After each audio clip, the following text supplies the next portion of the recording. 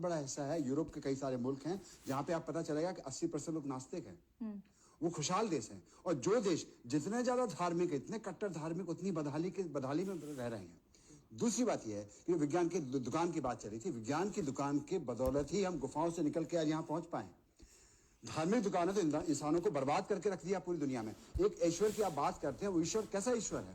ये थानेदार की तरह है। उसके हम हाथ जोड़े, गिड़गिड़ाए, रोज उसकी तारीफ करें, 4 दिन नहीं तारीफ करें तो नाराज हो जाएगा, हमारा सत्यानाश कर देगा। ऐसा कैसा ईश्वर है ये कि जिसको रिश्वत चाहिए, जिसको हमारा भला करने की रिश्वत चाहिए, प्रसाद चढ़ाना है, पूजा करनी, अपने बाल कटवा देने, किसी को अपने हाथ कटवा देने, किसी को खतना करवा लेना, कैसा ईश्वर है उसको खुश करने के लिए? तो ये जो बेचारे मिट्टी के जिनको हमने बनाया, क्या कहते हैं, मिट्टी से बनाया है इनको। और ये मिट्टी से बनाया, एक बनाया था उसने, कहते हैं कि एक शैतान को बनाया था जिसको आग से बनाया था, उसने सारी दुनिया, कहते हैं कि सारी दुनिया को बिगाड़ दिया।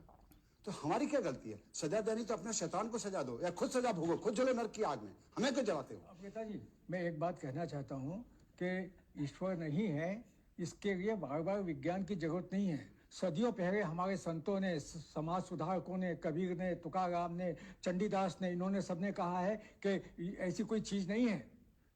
दुनिया कितनी बेवकूफ़ है जो पत्थर पूजने जाती है, घर की चक्की कोई नहीं पूछती, उन्होंने कहा है। ये बहस जो है, और इसके लिए ईश्वर नहीं है, सिद्ध होने के लिए जमीन से जुड़ा हुआ आदमी होना चाहिए। मानुष्य सत्य है मेरा, मनुष्य में मेरी आस्था है, शब्दों में आस्था है जो पुरखों ने दिए हैं। संत चंडीदास ने कहा था, मानुष्य सत्य सवार ऊपर तहार ऊपर नहीं। मानुष्य सत्य ईश्वर है।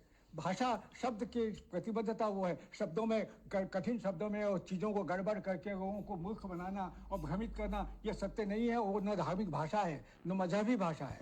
सत्य जो है वो आत्मा का सत्य होता है, आदमी का, हर आदमी का निजी सत्य होता है। विवेकानंद ने कहा था। मेरा ये पूछना है कि आप जैसे जानते होंगे कि भगवान के नाम पे इस दुनिया में लाखों युद्ध होते आए। एक इंस्टीट्यूशन साइंस है, एक इंस्टीट्यूशन रिलीजन है। मैं रिलीजन और भगवान को जोड़ नहीं रहा हूं, बस मैं ये बोल रहा हूं कि भगवान एक रिलीजन का प्रतिनिधि है, तो वो प्रतिनिधि बैठ करके ये सब देखता रहता है। साइंस के नाम पे आज तक आप मुझे एक युग बता दीजिए जो साइंस में आपस में साइंस ने स्टार्ट किया हो।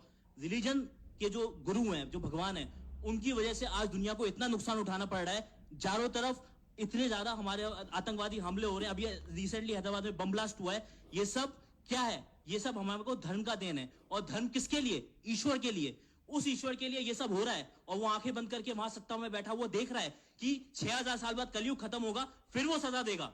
और आज यहाँ लोग मर रहे हैं, उनको बचाने कौन आएगा? कि अगर हम बायस्ड स्टडी करना चाहें, आंखें बंद करके करना चाहें,